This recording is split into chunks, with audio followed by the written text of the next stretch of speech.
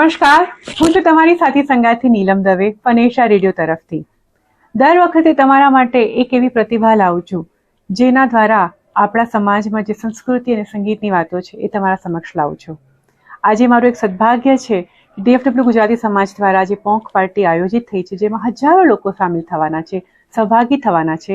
સંસ્કૃતિ અને સંગીતની જ્યારે વાત નીકળે તો સંસ્કૃતિના પ્રતિનિધિ તરીકે, સંગીતના પ્રતિનિધિ તરીકે આપણી સમક્ષ આજે છે શ્યામલભાઈ મુનશી. નમસ્તે. નમસ્કાર શ્યામલભાઈ, તમારું સ્વાગત છે. તમે ભારતથી, અમદાવાદથી આવ્યા છો અમારા ગુજરાતી સમાજના મેમ્બર્સ માટે, સદસ્યો માટે સંસ્કૃતિની વાતો લઈને, સંગીતની વાતો લઈને. તો ખૂબ ખૂબ આનંદ થાય છે તમારી સાથે આજે વાતો કરતા. અને સંગીતની જ્યારે આપણે વાતો કરીશું કે કારકિર્દીની માટે કે યાત્રા માટે, તમે પોતે એક વ્યવસાય તબીબ છો, એક ડૉક્ટર છો. કઈ એવી ક્ષણ હતી નાનપણમાં કે તમને પહેલા ડોક્ટર બનવાનું મન થયું કે પહેલા સંગીતકાર બનવાનું મન થયું? જો હું ડોક્ટર તો 1984 થી છું એમ કહેવાય. જી ઓફિશિયલી. જી. પણ હું સંગીતકાર કે ગાયક તો જન્મથી છું. વાહ. એટલે એવી કોઈ ક્ષણ જ નહોતી કે મને સંગીત કરવાનું મારે નક્કી કરવું પડ્યું. જી જી. એ બાળપણથી હતું, ઈશ્વરની કૃપાથી, મા બાપના સંસ્કારો, વાતાવરણ અને જીન્સ અને ઘરનું વાતાવરણ, સ્કૂલનું વાતાવરણ. એટલે એકદમ સાહજિક રીતે સમય સાથે ધીમે ધીમે એનો ગ્રાફ વધતો ગયો અને 50 વર્ષ થઈ ગયા કે અમે સંગીત સાતત્યપૂર્ણ કોઈક ના કોઈક પ્રકારે સમય સાથે બદલાઈને કરતા રહ્યા છીએ. બિલકુલ. અને 12માં મારું બોર્ડમાં 11મું સ્થાન હતું. અચ્છા. હા. અને પછી મેડિસિનમાં મને મળી જ ગયું હતું એડમિશન. એટલે પછી MBBS, MS કર્યું, MCH કર્યું. એ પણ યાત્રા આગળ ચાલતી ગઈ તમારી. તો જ્યારે સંગીતની અને ડોક્ટરની બે વાત નીકળે, એવું કહેવાય કે સંગીત એટલે કલાકાર બહુ સંવેદનશીલ હોય, બહુ ઉર્મી અને ભાવના પ્રધાન હોય. જ્યારે ડોક્ટરને ઉર્મી ને ભાવના પ્રધાન ના થવું ગમે, કારણ કે એમનો વ્યવસાય એવો છે. બરાબર. તો આ બે વચ્ચે બેલેન્સ, સંતુલન કેવી રીતે રાખી શકો? મારા માટે સારી વસ્તુ એ છે કે હું પ્લાસ્ટિક સર્જન છું, કોસ્મેટિક સર્જન. અચ્છા અચ્છા. અને હું જે કંઈ કરું છું, ધારો કે હું કવિતાઓ લખું છું, ગીતો લખું, ગઝલો લખું, સ્વરાંકનો અમે કરીએ, ગાઈએ, બીજી બધી પ્રવૃત્તિ કરીએ, અને કોસ્મેટિક સર્જરી કરીએ, રિકન્સ્ટ્રક્ટિવ. આ બંનેનું જે કોમન સામાન્ય ફેક્ટર છે ને, એ સર્જકતા છે, ક્રિએટિવિટી. એટલે એમાં ઉર્મી કરતા હું માનું છું એની જે ક્રિએટિવિટી રહેલી છે ને, મને બહુ આકર્ષે છે. મારો મૂળ સ્વભાવ છે. બાકી ડોક્ટરોએ પણ થોડા સંવેદનશીલ તો રહેવું જ જોઈએ. હા, ઇમોશનલી ડિસ્ટર્બ ના થવું જોઈએ, પણ ઇમોશનલ એમાં લાગણી અથવા સંવેદના એ તો હોવી જ જોઈએ. તો દર્દીઓ માટે, ખાસ કરીને દર્દીઓ માટે. એટલે એ રીતે બંને વસ્તુનું સંતુલન થઈ ગઈ છે. શ્યામલ મુનશીનું જ્યારે નામ નીકળે ત્યારે સૌમિલ મુનશી નામ આવી જ જાય સાથે. તમારા બંને ભાઈઓની જે એક જોડી છે ને, ઓફકોર્સ આરતીબેન સુંદર તમારા સ્વરાંકનોને સ્વર આપે છે, તમે પોતે પણ ગાઓ છો. સો આ ત્રિપુટી કઈ રીતે સર્જાય? હું ને સૌમિલ તો ભાઈઓ છે. સૌમિલ મારથી 2 વર્ષ મોટો છે. એટલે અમે સ્કૂલમાં ને ઘરમાં સંગીતનું જે અમારું વાતાવરણમાં સંગીતના સંસ્કાર ને બધું અમને નાનપણથી જ મળ્યું. અને અમે પહેલેથી સાથે જ બધું કરતા હતા.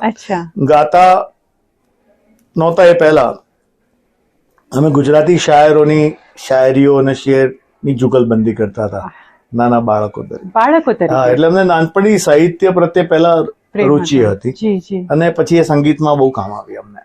અને અમે હું ને સૌમિલ સાથે જ કાર્યક્રમો કરતા રહ્યા.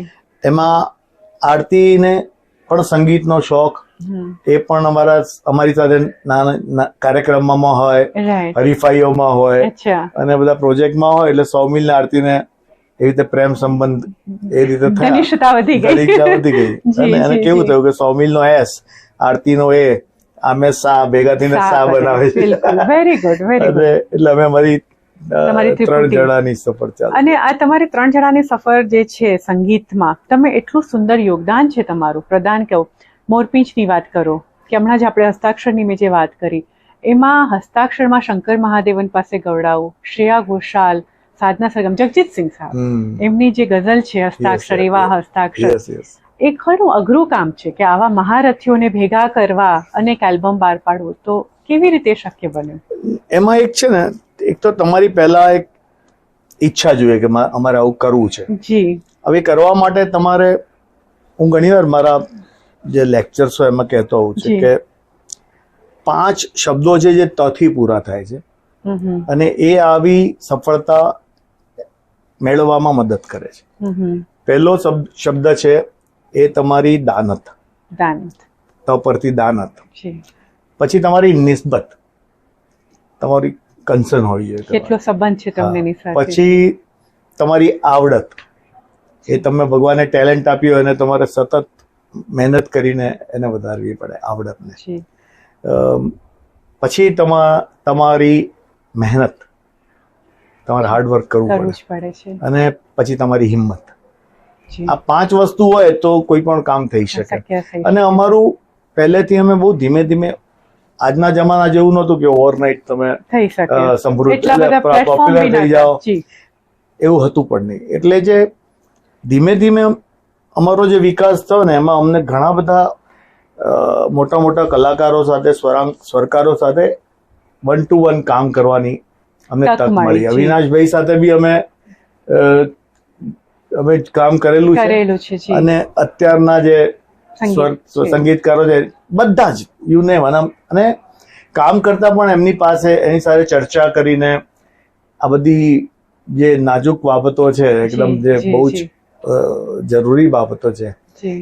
એ પણ અમે એબ્સોર્બ કરી. વાહ. અને એને લીધે એક મેચ્યોરિટી ધીમે ધીમે ડેવલપ થાય. પછી તમે કોઈ પણ કલાકારને મળો તો તમે એને કન્વિન્સ કરી શકો. એટલે અમને ના પાડી જ નથી કે અમને કે આ લેવલનું કામ થતું હોય, એની ગુણવત્તા આવી હોય અને આવા મ્યુઝિશિયન્સ હોય તો અમે ગાઈશું જ. અને તમે અને જગજીતજીને અમારી સાથે બહુ સ્પેશિયલ લાગણીનો સંબંધ હતો એવી રીતે અમે પહેલેથી. એટલે એમણે તો હું ગાઈશ, તમે ચિંતા, મારે ગાવું જ છે, મજા આવશે. અને શ્રેયા ઘોષાલેની પહેલું ગુજરાતી ગીત ગાયું. પહેલું ગુજરાતી ગીત કવિતા કૃષ્ણમૂર્તિએ પણ Yeah, બહુ કવિતા કૃષ્ણમૂર્તિએ જે ગાયું છે હું લજામણી યારી, બહુ સુંદર. એમણે પણ પહેલી વાર ગાયું છે. એટલે આવા કલાકારોને ગુજરાતીમાં ગાતા સાંભળીએ હા. ત્યારે કેટલો આનંદ થાય. અને એનો ઓફકોર્સ શ્રેય તમને જાય છે. અને અમને પણ બહુ એની એ બાબતનું ગૌરવ છે, બહુ ખુશી છે કે જી. આવું સરસ એક આલ્બમ બહુ સરસ album થઈ થયું શક્યું. છે. ને એમાં એકોસ્ટિક ઇન્સ્ટ્રુમેન્ટ બધા, ભલે. અને બધા જ પોતપોતાના ક્ષેત્રમાં જે ઉત્કૃષ્ટ જે વાદ્યકારો છે એ બધાએ વગાડ્યું છે એમાં. એટલે અને કોઈ વસ્તુ ડિજિટલ છે જ નહીં એમાં. જી. જે આજનું મ્યુઝિક ના, જે ના, ડિજિટલ ના. બેઝ હોય છે, સાઉન્ડ, બધું એકોસ્ટિક મ્યુઝિક છે. તમારી જે મહેનત છે એ દરેક ગીતમાં છે. એના 5 આઈ થિંક એની જે સિરીઝ છ છે, 6 છે એની. અને દરેકમાં શંકર મહાદેવનની તમે વાત કરી લો કે હસ્તાક્ષરની જે ટાઇટલ ગઝલ ગાઈ છે જગીર સાહેબે, દરેક ગીતમાં તમે જે ભાવ મૂક્યો છે, તો એ ગીતોની પસંદગી પણ તમારી મહેનત માંગી લે છે. Yes. કારણ કે એવું નથી કે ગાઈને ખાલી ગરબા જ હતા. કારણ કે ગુજરાતી સંગીતની વાત ને ત્યારે બધાને એમ થાય આપણે ફક્ત ગરબા જ ગાઈએ છીએ. એવું જ હતું. right. પણ તમે એક નવું સ્વરૂપ આપ્યું કે સુગમ સંગીત આવું પણ હોય છે અમારું. Yes. તો કેવી રીતે સિલેક્ટ કર્યા બધા ના, અમે ગીતો? પહેલા બહુ મુશ્કેલ કામ હતું. કારણ કે આટલા બધા સાહિત્યકારો, કવિઓ, ગીતકારોમાંથી 6 જણાની પસંદગી કરવી એ તો મુશ્કેલ છે, એ અશક્ય છે આમ તો. જી. પણ મેં નક્કી કર્યું કે આપણે શરૂ તો કરવું પડશે. અમને તો એમ હતું કે બીજી આવી 6 ને 6 ને 6 આપણે પછી એક બનાવતા રહીશું. રાઈટ. પણ આ કામ એટલું બધું મહેનત માંગી લે મહેનત તો છે. નહીં, પણ એની પાસે ખર્ચો એટલો બધો છે બિલકુલ. કે એ તમે જ્યારે એમાંથી વાયબલ ના બને, બહાર ના હો ત્યાં સુધી બીજી કરવાની હિંમત બહુ હિંમત મુશ્કેલ છે. નથી શકે. અને આપણે ગુજરાતી પ્રજામાં કોઈ પણ આવા પ્રોજેક્ટને ઉત્સાહથી આમ પ્રતિભાવ આપવાની કે એમાં સહકાર આપવાની થોડી વૃત્તિ વૃત્તિ ઓછી બહુ છે. ધીમી અને ઓછી હોય છે. એટલે આવા પ્રોજેક્ટો વારે થઈ નથી ના, શકતા. બિલકુલ સાચી વાત છે તમારી. બાકી અમારું લિસ્ટ હતું કે હવે સુંદરમની પણ બાકી છે. આ જી. કેટલા બધા છે, કેટલા બધા. આપણે તો સાહિત્યમાં ઇવન ખજાનો એવું ને એવું છે. ગઝલકારો. જી. એટલે આવા બની જ શકે આલ્બમ જે બહુ યાદગાર હોય ડોક્યુમેન્ટ. પણ અઘરું કામ છે. અઘરું કામ છે. કોઈ ક્યાં તો કોઈ તમને આઉટરાઇટ મદદ કરે અથવા કોઈ કંપની હોય, આ બધું જાતે કરવું એ બહુ મુશ્કેલ કામ છે. અનફોર્ચ્યુનેટલી તમે જે કહ્યું ને કે ગુજરાતી સંગીતને એટલો પ્રતિભાવ નથી. ફિલ્મોનું પણ એવું જ હતું. છેલ્લા 5-10 વર્ષથી કદાચ ફિલ્મોની જે પરિસ્થિતિ બદલાઈ ગઈ છે, ફિલ્મોનું સ્તર બદલાઈ ગયું છે અને હવે લોકો ફિલ્મો જોવા લાગ્યા છે. તો તમારું શું માનવું છે કે તમે આટલી સુંદર યાત્રા તમારી રહી સંગીતની, તમે ફિલ્મો માટે કામ કરવા માંગશો કે તમે? ચોક્કસ કરવા માંગીશું. જો ફિલ્મને નિર્માણ કરતા લોકોને એમ લાગે કે કંઈક એમને એવા ગીતો જોઈએ છે કે જેને લીધે ફિલ્મ પોપ્યુલર બને, જેમ હિન્દી ફિલ્મોમાં થાય છે કે ફિલ્મ મ્યુઝિક બહુ મોટો ભાગ ભજવે છે એના ગીતો. તો એવા તો અનેક ગીતો અમે કરેલા છે, પણ એ નિર્માણ કરનારાની ઈચ્છા હોવી જોઈએ અને એક એમની ઈચ્છા હોવી જોઈએ કે આવું કંઈક બનાવીએ અને કરીએ તો અમે ચોક્કસ કરી શકીએ. કોઈ ખાસ પ્રોજેક્ટ કે ફિલ્મના નામ યાદ આવે છે જેમાં તમે સંગીત આપ્યું છે? અમે 1-2 ફિલ્મમાં જ ગુજરાતીમાં આપ્યું છે. નામ તો મને મારી આમે યાદશક્તિ 100 મીલ જેટલી નથી, બહુ પાવરફુલ, પણ ટૂંકમાં તમે ફિલ્મ ક્ષેત્રે પણ તમે બિલકુલ સંકળાયેલા છો. 1-2 ફિલ્મમાં મેં આપ્યું છે. Very good, very good. તમે આટલા વર્ષોની તમારી યાત્રા રહી છે, તમે કીધું જન્મથી સંગીત તો તમારી સાથે જોડાયેલું છે અને મને લાગે છે કે તમારું ઉત્કૃષ્ટ યોગદાન છે. સંગીતકાર અને સાથે સાથે ગાયક થવું સહેલું નથી. જે ગુજરાતી ગાયકો છે સંગીતકાર નથી, ને સંગીતકાર છે ગાયક નથી. બંને જુદી કલાઓ, બહુ ખુરજ્યા, પણ તમે બધું કર્યું છે શક્ય. તમને શું લાગે છે કે ગુજરાતી સંગીતનું ભવિષ્ય શું છે? સંગીતનું ભવિષ્ય ખૂબ સારું છે, પણ એક વસ્તુ સમજવા જેવી છે કે કોઈ એક ફેક્ટરથી, એક પરિબળથી, જેમ તમારું ટેબલ હોય 4 પાયાથી જ ઊભું રહે, એક પાયો ના હોય તો એનું બેલેન્સ, સંતુલન જતું રહે છે. તો આનું સંતુલન જાળવવા માટે 4 પાયાઓ બહુ મજબૂત જોઈએ. એક તો ગુજરાતી ભાષા જ્યાંથી તમે શીખવા મળે છે એ શાળાઓ, બિલકુલ. ગુજરાતી ભાષા પ્રત્યે તમને સન્માન જેમનાથી મળે છે એવા મા બાપો, અને ગુજરાતી પ્રવૃત્તિઓ જે કરે છે એવા સમાજો, અને ગુજરાતી પ્રવૃત્તિને વેગ આપે છે, પોપ્યુલર કરે છે એવી મીડિયા જોઈએ. આ 4 જણા, 4 પાયા જો સરખા હોય ને તો આ સંતુલન જાળવવું મુશ્કેલ નથી. અત્યારે આ સંતુલન બહુ ખોરવાઈ ગયું છે, અને એટલે બાળપણથી ગુજરાતી ભાષાનો પરિચય નથી થતો. પછી ગુજરાતી ભાષા પ્રત્યે લોકોને જે ઉમળકાથી એને આવકારવી જોઈએ એ આવકાર જોવા નથી મળતો. લોકો ટિકિટો નથી લેતા. જ્યાં સુધી ફ્રી પ્રોગ્રામ સાંભળવા મળે તો કોઈ ટિકિટ નથી લેતું. તમે કઈ પણ શનિ રવિ કોઈ પણ રેસ્ટોરન્ટમાં જાઓ તો તમે કેટલા ખર્ચા કરી કાઢો છો, પણ એક ગુજરાતી પ્રોગ્રામને પ્રોત્સાહન આપવા અથવા એને માણવા માટે, સારો પ્રોગ્રામને પ્રોત્સાહન આપવાની જરૂર નથી, પણ માણવા માટે શ્રોતા તો જોઈએ કે નહીં? તો એ શ્રોતા તમારે દરેકે બનવું જોઈએ. એને લીધે આ વસ્તુ કારણ કે કલાકારો ઉત્તમ છે, ગીતકારો ઉત્તમ છે, ગઝલકારો પણ અત્યારના ખૂબ સુંદર સર્જનો કરે છે, એટલે એ તો ખોટ છે જ નહીં. પણ એક બધાએ ભેગા મળીને જે પરિણામ લાવવું જોઈએ એ નથી થતું. એક ભગીરથ પ્રયાસ છે જે આપણે ગુજરાતીમાં કહીએ, પણ અમેરિકામાં હું એવા ઘણા વર્ષોથી પ્રયાસ કરી રહી છું. સાત સંગાત નામનો મારો કાર્યક્રમ છે, એમાં એવો પ્રયાસ છે કે ફક્ત ગુજરાતી સાહિત્યની જ હું વાત કરું, શુદ્ધ ઉચ્ચારણ, શુદ્ધ ભાષા સાથે. તો તમારા જેવા જયારે સાહિત્યકાર કે સર્જક આવે ત્યારે આનંદ થતો હોય છે એમની સાથે વાત કરીને. શ્યામલભાઈ, આઈ નો તમે આજે ખૂબ જ બિઝી છો, અહીંયા ટૂંક સમય માટે જ આવ્યા છો, સમય કાઢ્યો, પણ કંઈક કહેવા માંગશો અમેરિકામાં વસતા ગુજરાતીઓ માટે? કારણ કે તમે ગુજરાતમાં અને ભારતમાં તો કામ સુંદર કરો જ છો, પણ અમેરિકામાં વસતા ગુજરાતીઓ માટે શું કહેશો? મને પહેલા તો બહુ આનંદ છે કે જ્યારે પણ અમે લોકો, આ તો બહુ વખતે, વર્ષો પછી હું અમેરિકા આવ્યો છું લગ્નમાં મારા મિત્રના દીકરાના, પણ આ સાહિત્યને, ગુજરાતી સાહિત્ય સંગીતની સેવા કરવાની હોય અથવા એ ગુજરાતીઓને એની વાત કરવાની હોય તો એ તો મને કાયમ હું સામેથી ઉમળકાથી આવતો હોઉં છું.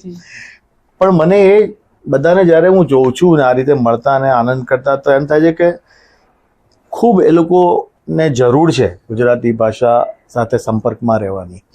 પણ એક જ વસ્તુ છે કે અહીંયા વસતા દરેક ગુજરાતીએ અઘરું કામ છે. એમના બાળકોમાં, એમના પરિચિતોમાં, મિત્રોમાં એક નિયમ, ખાલી એક જ નાનકડો નિયમ, જેમ તમે સોમવારે કોઈક ભક્તિનું પદ ગાતા હો કે શનિવારે સાથે મળીને કંઈક ગાતા હો, એવી રીતે એક નિયમ લેવો જોઈએ કે અમે અમારી 4 દિવાલો વચ્ચે અને 2 ગુજરાતી ભેગા થશે ત્યારે માત્ર ગુજરાતીમાં વાત કરી. આટલું જો કરી શકે ને તો ગુજરાતી ભાષા ફરી બોલાતી થશે. બીજી કોઈ ભાષાને આપણે રિસ્પેક્ટ નથી કરતા એવું નથી, એ તો બીજે બોલવાનું જ છે, પણ જયારે ગુજરાતીઓ ભેગા થાય મેળાવડામાં, સમાજમાં, આવા કાર્યક્રમોમાં, ઘરે, તો ગુજરાતીમાં જ બોલવું જોઈએ.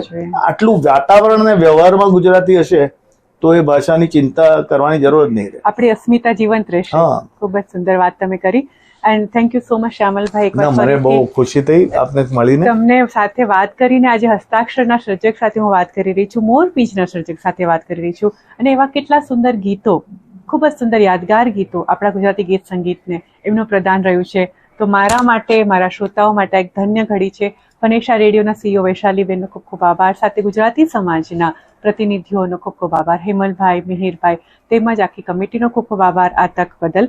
અને એકવાર ફરીથી સાથ સંગાતની સાથી સંગાતી નીલમ દવેના નમસ્કાર. શ્યામલભાઈ ખૂબ ખૂબ આભાર અને તમારી યાત્રા સુખમય નીવડે એવી શુભેચ્છાઓ. આભાર.